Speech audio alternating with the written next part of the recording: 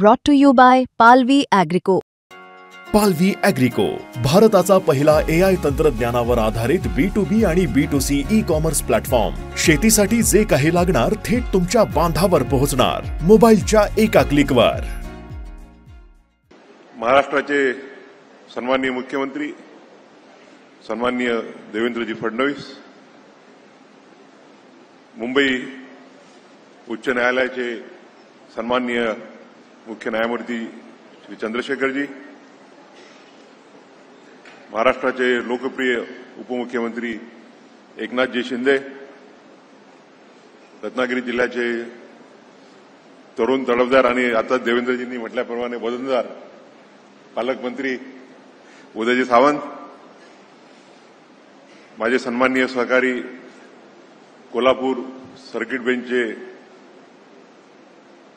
प्रधान administrative जज श्री मकरंद कर्णिकजी, रत्नागिरी जिल्ह्याचे पालक न्यायमूर्ती माधव दामदारजी, राज्यमंत्री तथा मंडणगडचे आमदार श्री योगेश कदम, माझे सहकारी माजी न्यायमूर्ती सुरेंद्र तावडेजी, या जिल्ह्याचे प्रधान जिल्हा व सत्र न्यायाधीश Shri Vinod Jadhav, bar council of इंडियाचे महाराष्ट्राचे अध्यक्ष श्री अमोल सावंत, सदस्य श्री संग्राम देसाई, त्याचप्रमाणे बार काउन्सिल ऑफ महाराष्ट्र आणि गोव्याचे सर्व उपस्थित सर्व सन्माननीय सदस्य, या न्यायालयीन इमारतीमध्ये नवीन इमारतीत ज्या पहिल्या न्यायदानाचं काम करणार आहेत त्या सन्माननीय न्यायाधीश अमृता जोशीजी, मंडणगड तालुका वकील संघाचे अध्यक्ष श्री मिलिंद लोखंडे, सुप्रीम कोर्टाचे सेक्रेटरी जनरल, हायकोर्टाचे रजिस्ट्रार जनरल, त्याचप्रमाणे इतर सर्व रजिस्ट्रार, महाराष्ट्र शासनाच्या लॉ सेक्रेटरी, या कार्यक्रमाला उपस्थित सर्व सन्माननीय वरिष्ठ शासकीय अधिकारी, या कार्यक्रमाला उपस्थित सर्व न्यायाधीश बंधू आणि भगिनी, मंडणगड तालुका वकील संघाचे त्याचप्रमाणे इतर तालुक्यातून मोठ्या संख्येने आलेले सर्व वकील बंधू आणि भगिनींनो, सर्वप्रथम छत्रपती शिवाजी महाराज, महात्मा ज्योतिबा फुले, शाहू महाराज आणि डॉक्टर बाबासाहेब आंबेडकर यांच्या स्मृतीला वंदन करतो. आज आपल्यासाठी हा अतिशय महत्वाचा आणि ऐतिहासिक क्षण आहे. मी जवळपास आता मला न्यायमूर्ती म्हणून 22 वर्ष पूर्ण झालेले आहेत आणि या 22 वर्षात अनेक इमारतींचं आणि न्यायालयांचं उद्घाटन करण्याची संधी मिळाली. परंतु माझ्या दृष्टीनं सर्वात महत्वाचे जे दोन कुठले कार्यक्रम असतील तर ते म्हणजे कोल्हापूर खंडपीठाचं उद्घाटन आणि मंडणगड येथील तालुका इमारतीचं उद्घाटन. खरं म्हणजे मागच्या 2 वर्षापूर्वी ज्यावेळेला ही बाब नजरेस आली की बाबासाहेबांचा जो मूळ तालुका आहे मंडणगड, ज्या तालुक्यामध्ये बाबासाहेबांचं मूळ गाव आंबवडे स्थित आहे, तिथे न्यायालयाची इमारतच नाही. 2022 मध्ये तत्कालीन महामहिम राष्ट्रपती श्री रामनाथजी कोविंद यांच्यासोबत मी आंबवडेला जाण्याचा योग आला होता आणि बाबासाहेबांच्या जे मूळ गाव आहे तिथे जे स्मारक उभारणार आहे, माननीय मुख्यमंत्र्यांनी आताच त्याची घोषणा केली, तिथे जाऊन बाबासाहेबांच्या प्रती आदरांजली व्यक्त करण्याची संधी मला प्राप्त झाली. आणि त्यावेळेला लक्षात आलं की इथे न्यायालयच नाही आहे. आणि त्यानंतर आमचे बार काउन्सिल ही नेहमीच ऍक्टिव्ह असते महाराष्ट्राची, बार काउन्सिल ऑफ महाराष्ट्र आणि गोवा यांनी ही बाब उचलली. तत्कालीन अध्यक्ष मिलिंद पाटील होते की महाडला न्यायालय तयार झालं पाहिजे आणि तेव्हाचे उपमुख्यमंत्री आणि कायदा मंत्री माननीय देवेंद्रजी फडणवीस यांच्यापर्यंत आम्ही ही बाब पोहोचवली. आणि मला आनंद आहे की अतिशय कमी वेळामध्ये देवेंद्रजींनी मंडणगड इथे न्यायालय सुरू करण्याचा शासना स्तरावरती निर्णय घेतला आणि त्यानंतर 8 ऑक्टोबरला एका रत्नागिरीला रवींद्रनाथ टागोर यांच्या म्युरलचं उद्घाटन करण्याकरता 7 ऑक्टोबरला मी आलो होतो, तर त्याला जोडून हा 8 ऑक्टोबरला कार्यक्रम घेण्यात आला. न्यायालयाचं उद्घाटन झालं आणि देवेंद्रजींनी त्याच वेळेला म्हटलं की नुसतंच न्यायालयाचं उद्घाटन आपण नाही करू, तर न्यायालयाच्या बिल्डिंगचं भूमिपूजन सुद्धा करू, की अतिशय सुंदर इमारत इथे उभं होईल. आणि त्यांनी त्याच वेळेला डिक्लेअर केलं होतं की या बिल्डिंगच्या उद्घाटनाकरता मी आणि गवई साहेब आम्ही दोघे येऊ. आम्ही दोघेही आलो, पण वेगळ्या कॅपॅसिटीमध्ये आलो. त्यावेळेला देवेंद्रजी उपमुख्यमंत्री होते, आता मुख्यमंत्री आहेत. एकनाथजी त्यावेळेला मुख्यमंत्री होते. मी त्यावेळेला सर्वोच्च न्यायालयाचा न्यायमूर्ती होतो आणि आता भारताचा सरन्यायाधीश म्हणून या कार्यक्रमाला मला उपस्थित राहता येत आहे. हा मी माझ्यासाठी अतिशय गौरवाचा क्षण समजतो.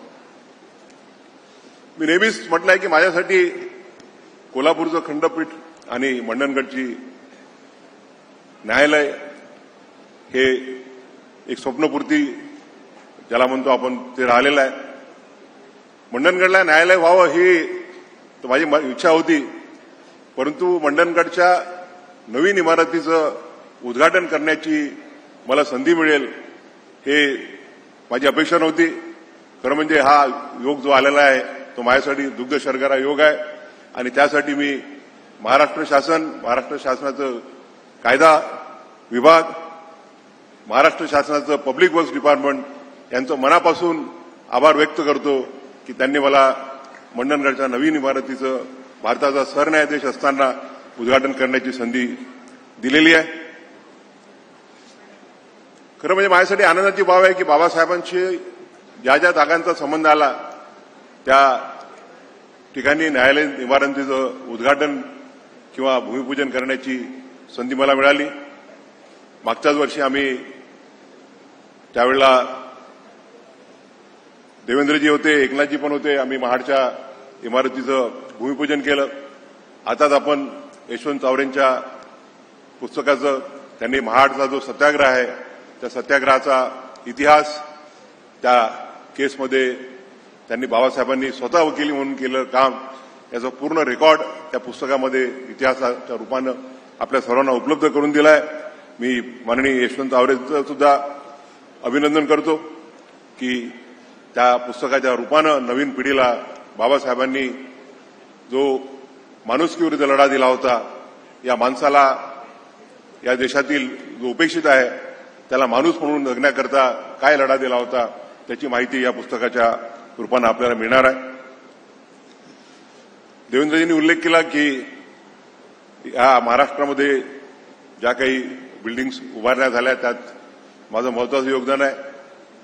परंतु मी जाहीरपणे कबूल करू इच्छितो की जर महाराष्ट्र शासनाचं जर संपूर्ण सहकार्य झालं नसतं तर आजचा जे आपण महाराष्ट्रामध्ये जे बघतो इन्फ्रास्ट्रक्चर फार चांगल्या रीतीनं उभं झालेलं आहे ते करता आलं नसतं. काही अँगल्समधून काही लोक अशी टीका करत असतात की महाराष्ट्र हे इन्फ्रास्ट्रक्चरच्या बाबतीत खूप मागासलेलं आहे. मी त्याला उत्तर देऊ इच्छित नाही, परंतु जे कोणी टीका करतात त्यांना मी एवढीच विनंती करेल की त्यांनी एकदा नाशिकची जी नवीन इमारत झालेली आहे ज्याचं 15-20 दिवसापूर्वी मी उद्घाटन केलं, नागपूरची जी इमारत आहे ज्याचं मागच्या 1.5-2 वर्षापूर्वी मी सरन्यायाधीश असताना आदरणीय देवेंद्रजी उपमुख्यमंत्री आणि आमचे नितीनजी गडकरी केंद्रीय मंत्री यांच्या उपस्थितीत त्या बिल्डिंगचं उद्घाटन केलं, किंवा कोल्हापूरमध्ये 20 दिवसामध्ये जो जुन्या इमारतीचा कायापालट करून दाखवला आणि विविध तालुक्यांमध्ये ज्या इमारती उभ्या झाल्या, माझा जो मूळ तालुका आहे दर्यापूर, त्या इमारतीचं 2 महिन्यापूर्वी मी उद्घाटन केलं. आज मंडणगडची इमारत पाहिली. मी अभिमानाने सांगू शकतो की देशातल्या कुठल्याही तालुक्यामध्ये या स्तरीचं न्यायालय असणार नाही. एवढ्या सुंदर बिल्डिंग कुठल्याही देशाच्या तालुक्यामध्ये राहणार नाहीत. मंडणगड मागासलेला तालुका आहे, कोकणातील एक दूरस्थ तालुका आहे, अशा ठिकाणी हे इमारत आपण अतिशय चांगल्या रीतीने उभं केलं. याबद्दल मी महाराष्ट्राचे सन्माननीय मुख्यमंत्री देवेंद्रजी फडणवीस 14 पासून 19 पर्यंत ते मुख्यमंत्री होते, त्यानंतर न्यायालयीन याच्यामध्ये आम्हाला त्यानंतरचे मुख्यमंत्री उद्धव ठाकरे यांचं सुद्धा सहकार्य लाभलेलं आहे. आणि त्यानंतर एकनाथजी शिंदे आणि देवेंद्रजी यांची तर टीम होतीच. तर त्या टीममधून आता जसं एकनाथजींनी सांगितलं की कुठलाही विषय आला न्यायालयाचा की आम्ही एका मिनिटात मान्य करतो. मला देवेंद्रजी कानात सांगत होते की केवले मॅडम उभ्या जरी झाल्या उभ्या होत्या होत्याच आम्ही त्यांना म्हणतो तुम्ही बसून जा, तुमचा प्रोजेक्ट मंजूर झालेला आहे. मी खरोखर महाराष्ट्र शासनाचं या प्रसंगी अभिनंदन करू इच्छितो की आभार मानू इच्छितो की त्यांनी महाराष्ट्रामध्ये इन्फ्रास्ट्रक्चरच्या डेव्हलपमेंट करता फार सकारात्मक असं हे दिलेलं आहे.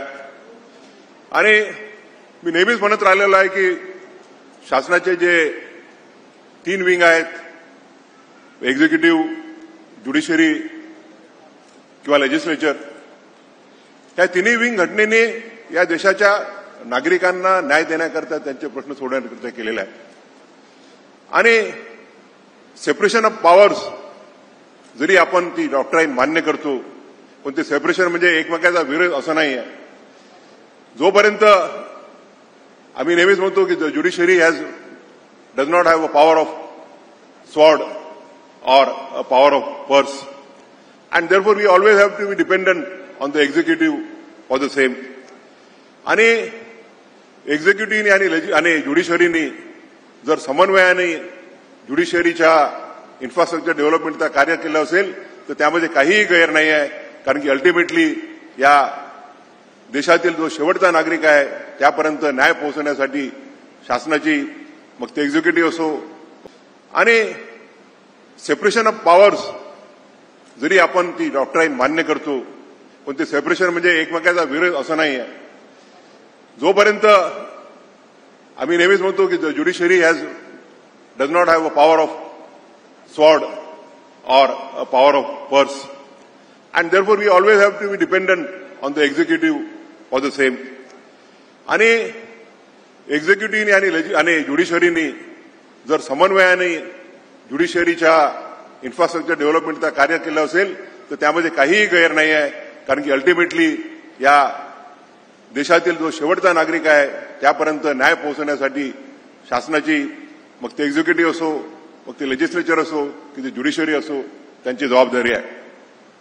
मी या प्रसंगी उल्लेख करू इच्छेल की या खरं म्हणजे 2 वर्षामध्ये एवढी मोठी आणि एवढी सुंदर इमारत उभी करणं ही काही सोपी गोष्ट नव्हती.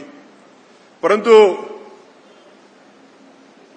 महाराष्ट्र शासनाची जसं देवेंद्रजींनी डिक्लेअर केलं होतं 2 वर्षापूर्वी, याच ठिकाणी कार्यक्रम झाला होता, याच ग्राउंडवरती झाला होता, त्याच्यामुळे त्यांनी तो शब्द पाळला.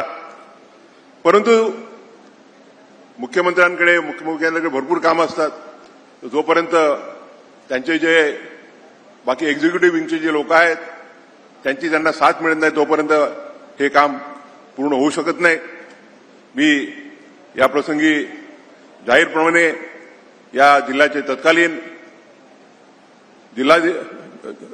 तत्कालीन कलेक्टर देवेंद्रजी सिंग यांचा उल्लेख करू इच्छेल की मला जेव्हा जेव्हा मी दामदार साहेबांशी किंवा कर्णिक साहेबांशी फोनवर संवाद साधायचो ते म्हणायचे की इथले तरुण कलेक्टर हे आउट ऑफ द वे जाऊन मदत करतायत, काही अडचणी आल्यामध्ये तर त्यांनी रत्नागिरीवरून लेबर पाठवले की जेणेकरून या बिल्डिंगचं काम, कारण आम्ही पहिल्यांदा 17 ऑगस्ट ठरवली होती तोपर्यंत काम पूर्ण करण्यासाठी प्रयत्न केला, परंतु पावसामुळे तोपर्यंत होऊ शकलं नाही.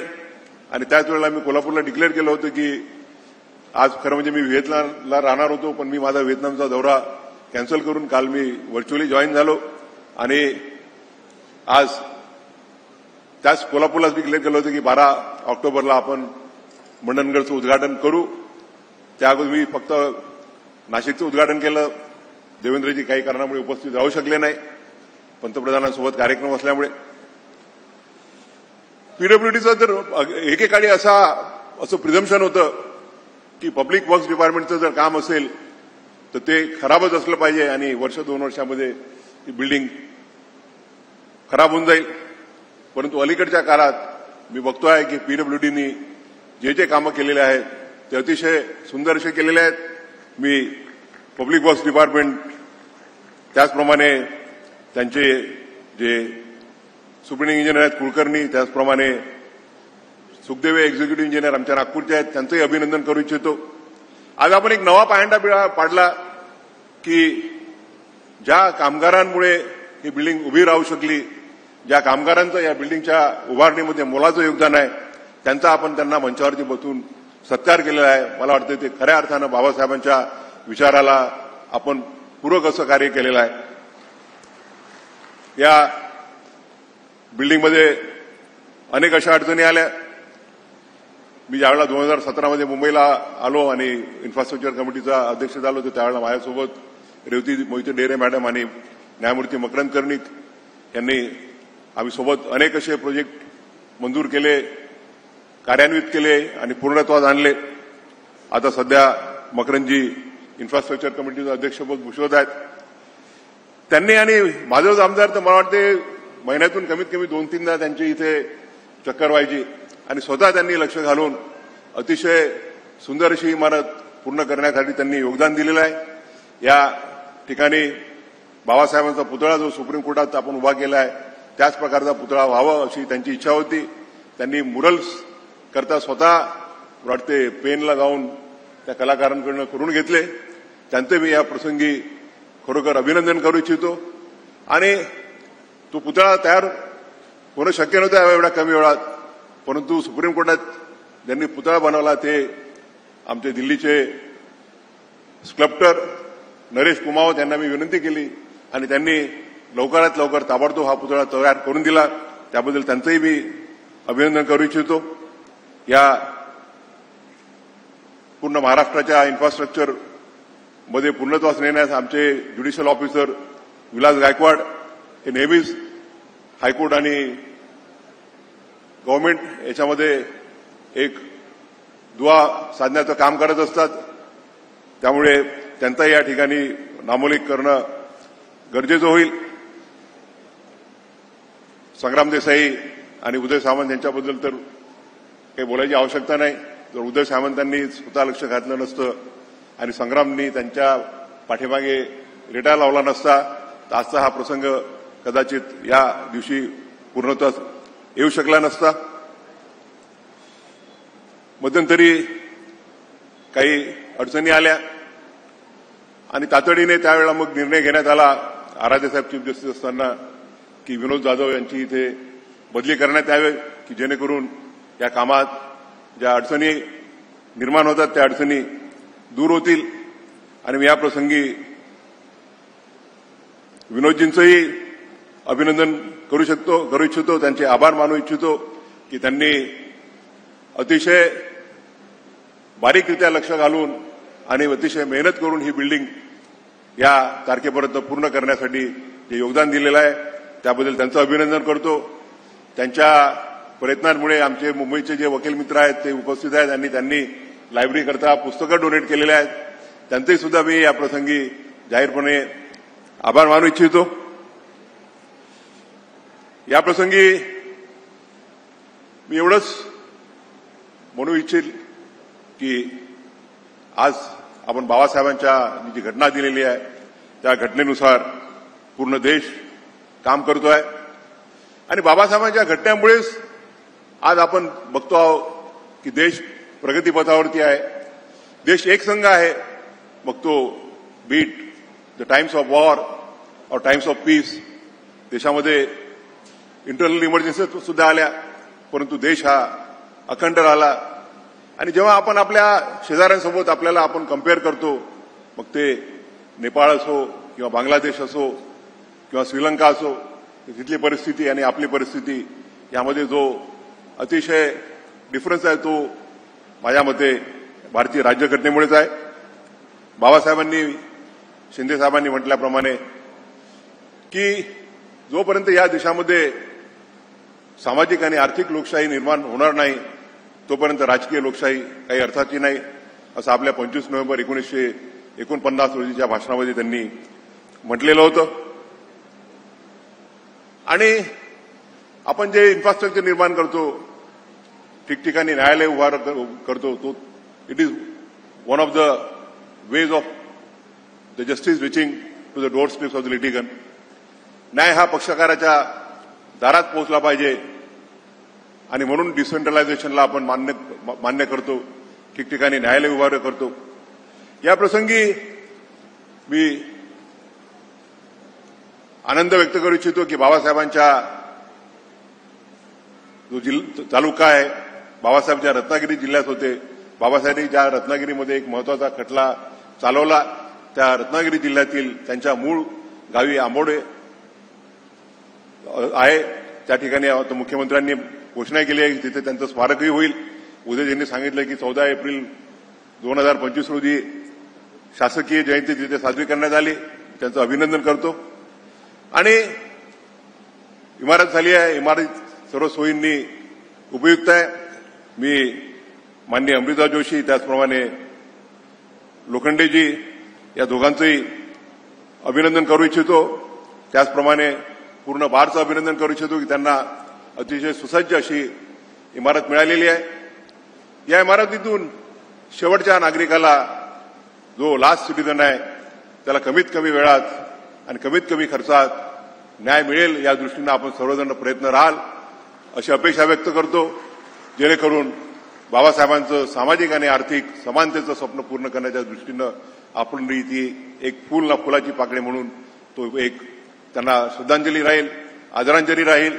बाबासाहेबांच्या तालुक्यामध्ये मला या न्यायालयीन इमारतीचं उद्घाटन करता आलं आणि एक बाबासाहेबांवरती वामन कर्डक यांनी एक फार अनेक त्यांनी गाणे लिहिलेले आहेत, त्यातलं कविता लिहिलेल्या आहेत. कोटी कोटी कुळे उधारले भीमा तुझ्या जन्मामुळे. त्या कोटी लोकांमधील मी सुद्धा एक आहे.